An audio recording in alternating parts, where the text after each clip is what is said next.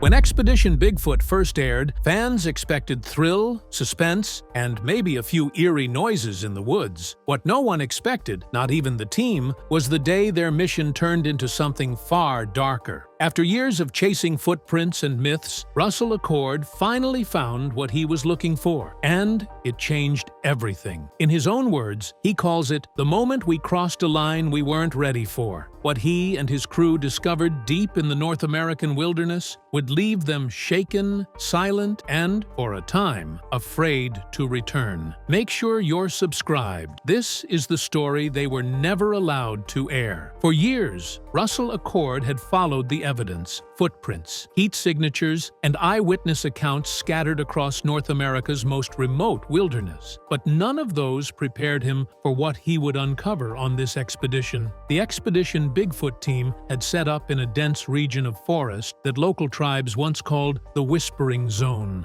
a place known for strange sounds that echoed without a source. From the start, the team could feel something was different. The woods were unusually quiet, not even a bird call, not a single insect. It was the kind of silence that presses against your ears. Russell, a former Marine and seasoned tracker, was the first to spot the pattern. "Hey, Maria," he said, motioning toward the soft earth. "This could be a pattern." She hurried over and froze. There in the mud lay a footprint almost twice the length of a human's. Broad heel, deep arch, clear toe definition, and there wasn't just one. The tracks ran along the tree line, weaving between moss-covered logs, perfectly spaced as though something massive had been walking carefully, aware of its surroundings. The print was so clean that it made even the skeptics go silent. Russell crouched down, pressing his palm against the indentation. The ground was still soft. The creature had passed through recently. "It's fresh," he muttered, "maybe within the hour." For years, the AIMS team and others had collected prints, but these were different. The stride was smooth, not clumsy like a hoaxer stomping with fake feet. The gait rolled naturally from heel to toe, a motion nearly identical to human locomotion, only magnified to impossible proportions. The air grew heavier as Russell followed the tracks. They led toward a rocky hill that disappeared into mist. "I think I'm close," he whispered to the camera. Behind him, the others hesitated. "We should get the drone ready," Maria said. "We're not going in blind." No one argued. Deep down, they all knew this wasn't just another false alarm. Something, or someone, had been here. And for the first time in years, Russell felt it. That electric certainty that the hunt was about to become something else entirely. The deeper they moved into the forest, the thicker the air became, like the trees themselves were holding their breath. Russell led the group down a narrow trail that twisted along a ridge, stopping every few feet to check for movement. Every step felt deliberate. Even the forest sounds seemed to vanish the farther they went. It wasn't natural silence. It was a kind that made you feel watched. Bryce Johnson followed close behind, scanning the tree line with a handheld thermal scope. "There's nothing out there," he said, his voice tight, though the look in his eyes said otherwise. The longer they stayed, the stranger the readings became. Small bursts of heat, flashes of movement, appeared on the screen, only to disappear seconds later. "Something's pacing us," Russell whispered. Half a mile in, they reached a clearing where something odd caught Maria's eye. An area of flattened brush, arranged almost like bedding. She knelt, brushing away the leaves. "This wasn't made by wind," she said. There were fibers tangled in the vegetation, long strands of reddish-brown hair, unlike any animal they'd cataloged. They glistened under the flashlight beam, thick as wire, but soft at the ends. "Whatever left this," Maria said, "it's been here, and recently." The team decided to camp nearby. As the sun dipped below the ridge, a low vibration rolled through the ground, subtle but steady. It rattled their gear and sent ripples through a puddle near the tent line. "That's not seismic," Maria said. "That's movement." Russell's instincts screamed that they weren't alone. He scanned the edge of the forest one last time before turning in, but just as he switched off his flashlight, something flashed back, a pair of eyes reflecting faintly from behind the brush. By the time he raised the light again, they were gone. "Stay sharp," he said quietly. "Tonight's not just another night in the woods." Morning came cold and gray, the forest still eerily silent. Russell rose before dawn and retraced their path, hoping to find the trail again. The soil near the creek bed had hardened overnight, but there they were, new tracks, massive, distinct, and impossibly deep. They hadn't been there yesterday. It came back, Russell said under his breath. Whatever it is, it was here while we slept. The team gathered around the prints, speechless. Each step measured nearly 6 feet apart. The toes pressed perfectly into the earth, showing individual ridges like human fingerprints. That level of detail, Maria murmured, crouching beside one print. It's biological. You can't fake dermal ridges like that. Bryce began setting up plaster to make casts. He'd done this dozens of times before, but this was different. Look at the depth, he said. This ground's firm. That much pressure would take at least 700 pounds. Russell nodded grimly. That rules out a prankster. They worked in silence, recording measurements and photographs. The pattern revealed something stranger still. A second set of smaller footprints running alongside the large ones. The stride was shorter, lighter, yet mirrored the larger one, step for step. 2 individuals, Maria said, maybe even family. For years, eyewitnesses had described lone encounters, a single creature disappearing into the trees. But this was something else entirely. A structured movement, purpose, intelligence. When the casts dried, Russell compared them to known primate molds. The arch curvature didn't match any great ape. It was closer to human, yet stretched, heavier, and more refined. This isn't evolution's mistake, he muttered. This is something built for this terrain. As they packed their gear, Bryce froze mid-sentence. You hear that? He whispered. From the tree line came 3 sharp knocks, spaced perfectly apart. Then, silence. Russell raised his radio. We're not alone out here, he said, and whatever's following us, it's getting closer. By mid-afternoon, the team's tracking led them to the base of a rocky incline, blanketed in moss and fog. The prints grew fainter, the earth harder, but the direction was clear. It's heading uphill, Russell said, glancing back at Bryce. Let's see where it leads. The slope twisted through jagged stone and fallen timber until Maria stopped dead in her tracks. Hold on, she said, pointing ahead. Between 2 boulders, half concealed by vines, was a dark opening, a cave entrance. The air around it was colder. Steam-like mist seeped out from inside, condensing around their flashlights. That's not natural airflow, Maria said softly. It's breathing. Russell crouched at the entrance, inspecting the edges. The rock wasn't rough. It was smooth, almost worn down. This has been used, he muttered, a lot. The realization sent a chill through the group. This wasn't just some forgotten mine shaft. It was an active den. Bryce powered up the drone, its lights cutting into the darkness. We'll send it in first, he said, his voice low. No one goes near it until we see what's inside. The live feed flickered to life as the drone crept forward, its camera adjusting to the dim. The tunnel extended deeper than they expected, far deeper. Strange marks lined the walls, long gouges as if claws had scraped through the stone. Something's been dragging things in here, Maria whispered. Suddenly, the drone's signal stuttered. The video blurred into static, then froze. Lost signal, the pilot said, confused. That shouldn't happen at this range. Russell leaned closer to the monitor, tapping the screen. Try to reconnect. Nothing.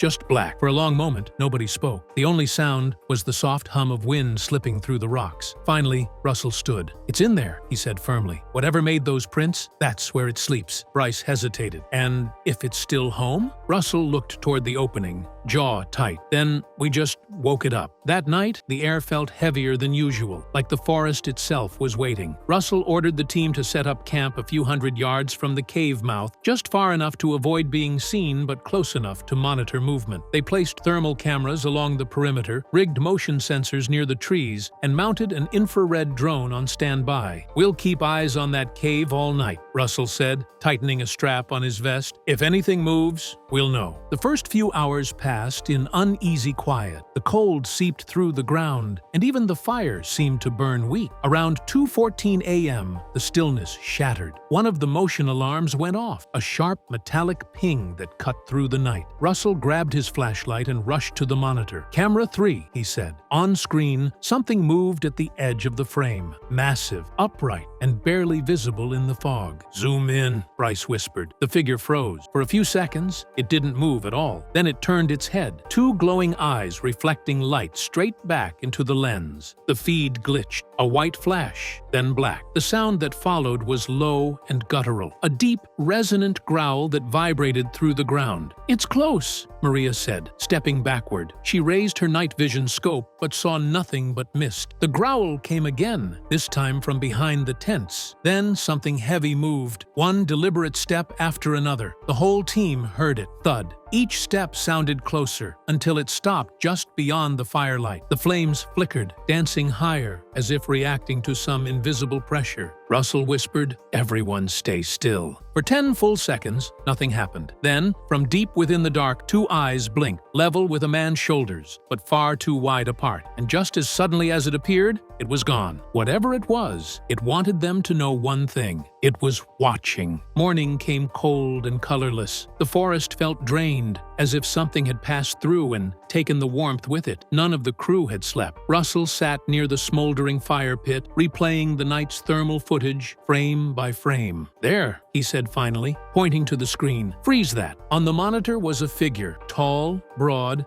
and moving with a slow, deliberate gait. The heat signature was unlike anything they'd seen before. It wasn't human, but it wasn't fully animal either. The outline was smooth, upright, and massive, with shoulders that swayed slightly as it walked. "That's bipedal movement," Maria said quietly. "No bear moves like that. Not at that speed." Bryce began exporting the footage for backup, but midway through the process, the laptop glitched. The video scrambled, then crashed. "File corrupted," he muttered, frustration rising in his voice. They'd been here before, too many times where proof seemed to vanish right when they were on the edge of something monumental. Then Maria called out from the tree line, "You need to see this." The team rushed over to where she stood, crouched near the brush. Embedded in the bark of a tree were several long, coarse strands of hair, reddish-brown, almost auburn under the light. "This wasn't from a deer or elk," she said, carefully plucking them with sterilized tweezers, too thick, too human-like. They stored the samples in sealed vials and decided to run a preliminary DNA test using their portable field lab. The analysis would only reveal general categories: human, primate, or animal. As the machine whirred to life, they waited in silence, each second dragging slower than the last. Finally, the small monitor flashed with results. Unknown primate DNA, 97% human match.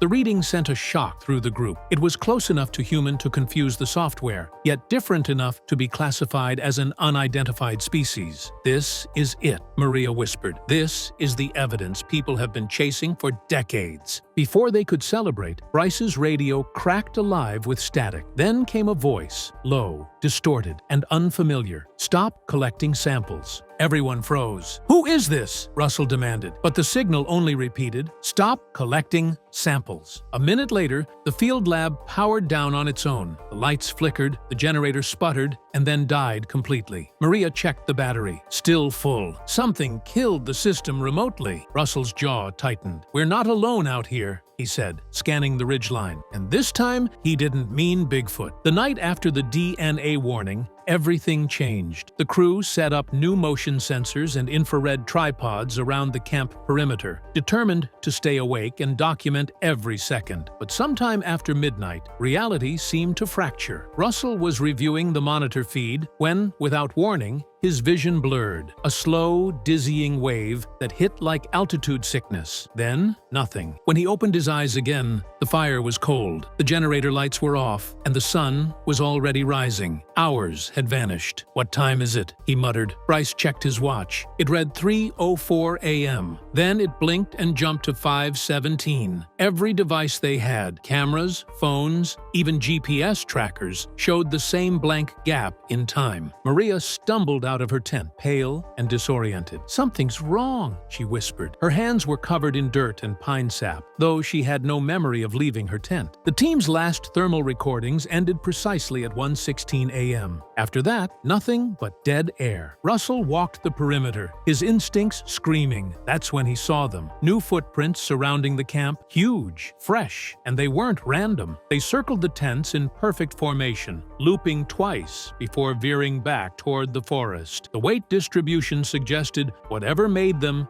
had stood still for several minutes at a time, watching. Bryce replayed the audio recorders, hoping for a clue. For the first 30 minutes, all they heard was static and wind. Then came something else, a series of rhythmic knocks, slow, steady, and deliberate. They repeated in sets of 3, followed by a faint rumble that made the microphones distort. "It's communicating," Maria said. "That's not just noise, it's patterned." But what chilled them most wasn't the knocking. It was the faint sound layered beneath it, a low, almost human murmur. The same phrase, repeated over and over, in a tone that didn't belong in any known language. Russell turned off the recorder, his expression dark. "Whatever it was," he said, "it came close enough to speak." By the time the team made it back to their main base, the atmosphere was heavy with unease. None of them spoke much on the drive out of the forest. Every mile of road felt like putting distance between themselves and something that didn't want to be left behind. Russell carried the DNA samples in a sealed case on his lap the entire way. "We're not losing this," he said, gripping it tight. "Not like the last time." But when they reached the small field lab in Portland, things got stranger. Their access badges no longer worked. The facility, usually busy with technicians, was empty. A single note was taped to the door. "Operations suspended pending investigation." No contact names, no explanation. Just a lock on the door that wasn't there before. Bryce immediately tried calling the network. No one answered. Every email bounced back. Maria checked their shared drive, only to find it wiped clean.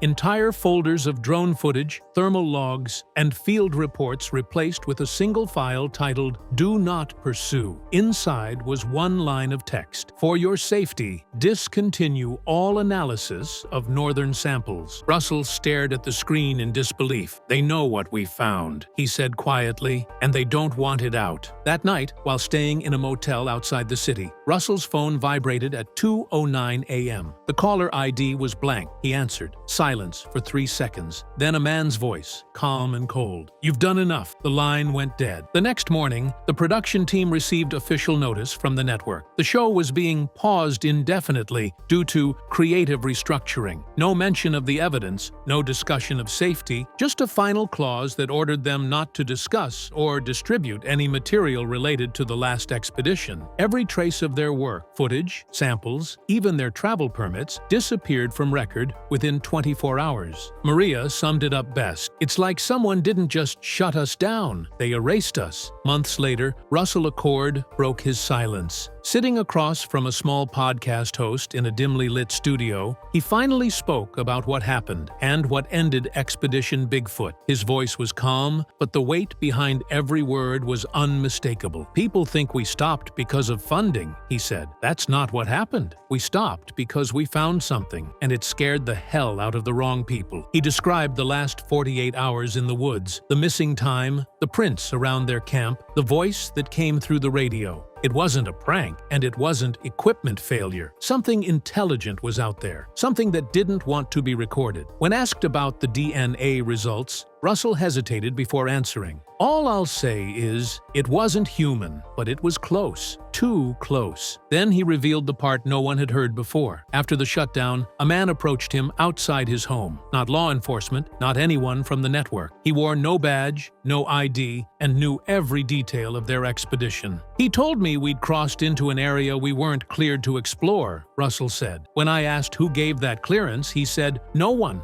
That's the problem." The man warned him to forget what he saw, adding, "The truth about those woods isn't for TV." Then he left. No car, no sound, just gone. Russell leaned closer to the mic. "The footage you'll never see, the real footage, showed eyeshine from something 8 feet tall standing behind Maria. It blinked. It stepped forward. That's when the drone died." He looked off camera, his voice dropping to a whisper. "They told us we were chasing myths, but when the myth looked back, they made sure the world would never see it." And with that, he ended the interview and has never spoken publicly about it again.